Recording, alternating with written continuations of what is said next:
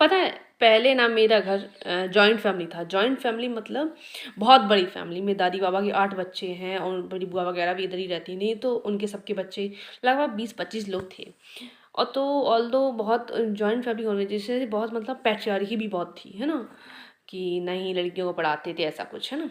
तो मेरे पापा की जॉब लगी, उसके बाद मेरे पापा थोड़ा बाहर गए, दुनिया देखी, एजुकेटिव हुए, तो उन्होंने फिर देखा कि ऐसे भी हो सकता है, वैसे भी हो सकता है, थोड़ा-सा उनमें डेवलपमेंट आया।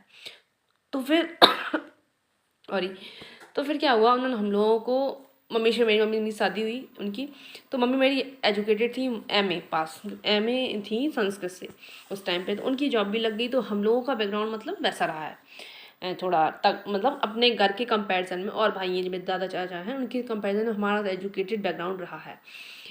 लेकिन फिर क्या हुआ, लेकिन हमारे पापा गांव से जुड़े होने की वजह से हम लोग इतना मतलब ऐसा नहीं हुआ कि बिल्कुल शहर की तरफ चले गए।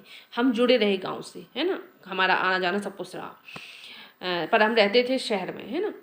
तो ऐसा हमारा बचपन रहा है। तो हमेशा से मेरा और मेरे जो गाँव में कज़न रहते हैं, उनसे थोड़ा वो रहा है कि मेरा ड्रेसिंग सेंस अलग है, मेरी बातचीत अलग है, मेरे विचार अलग हैं, वैसा कुछ रहा है। और लोग, मेरे घरवाले चाहते थे हमेशा से कि हम लोग रहें बेशक शहर में, लेकिन बिहेव करें गाँव की तरह, है ना? कपड़े पहने गाँव की तरह। तो जब मैं शुरू में हमारा मतलब मैं हमेशा से ही रिबेलियस टाइप की रही हूँ, ज़्यादा नहीं, मैं ये नहीं कहूँ मैं बहुत रिबेलियस, मैं एकदम कटारे निकाल देती हूँ, ऐसा कुछ नहीं रहा। बट हमारी छोटी-छोटी चीज़ों में, जैसे जब मैंने छोटी थी मुझे याद है मेरा बर्थडे नहीं मनाया जाता था। मेरा बर्थडे नहीं मनाया जाता क्योंकि हमारे यहाँ लड़कियों का बर्थडे नहीं मनाते थे, और पापा भी यहाँ से निकले हुए थे, तो उनके भी दिमाग में कभी ये नहीं आया कि मतलब हमारा बर्थडे मनाना चाहिए। ऑल्दो क्योंकि ये कोई ऐसा इफेक्टिव चीज़ नहीं थी, लेकिन होता था। तो तब मुझे रियलाइज़ नहीं होता था मेरा बर्थडे नहीं मनाया जाता है, इसलिए नहीं मनाया जाता क्योंकि मैं लड़की हूँ, और मेरे दिमाग में कभी नहीं आया। 20 साल की, 22 साल की हो गई तब भी नहीं आया कभी, है। फिर मैं छोटी थी तो थोड़ा बड़ी हुई, फिर मैं बाहर पढ़ने के लिए गई सीबीएसई बोर्ड में, तो वहाँ पे लड़कियाँ जीन्स वगैरह पहनती थी, तो मैंने भी जीन्स पहनना स्टार्ट कर दिया। मेरा भी मन करता था मैं भी उनकी तरह ड्रेसअप करूँ, है ना?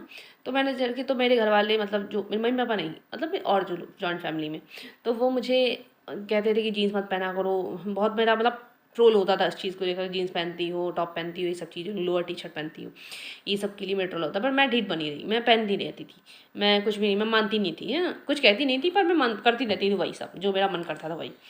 और बहुत सारा कि मुझे सीबीएसई बोर्ड में स्कूल में एडमिशन कराया गया, तो उसके लिए भी हुआ कि अरे ये सीबीएसई बोर्ड में पढ़ेंगी ऐसा, मतलब फिर मेरे पापा नहीं माने, वो भी थोड़े रेबेलियस टाइप के रहे हैं घर में, तो उन्होंने भी मेरा एडमिशन सीबीएसई बोर्ड में पढ़ाया। मतलब हम लोग हमेशा, जो इंसान रिबेलियस रहता है अपनी चीज़ के लिए, टिका रहता है, लड़ाई नहीं करता, मतलब ऐसा नहीं सीधा सीधे जवाब दे दिया, अपने काम पे टिके रहो, ढीठ बने रहो, तो उसको वो चीज़ मिली जाती है। और उसकी नेक्स्ट जनरेशन, अब मेरे घर में सारी लड़कियों को सब कुछ अलाउ है, मतलब सब कुछ कपड़े वगैरह तो अलाउ है ही, तो आप ढीठ बन जाओ।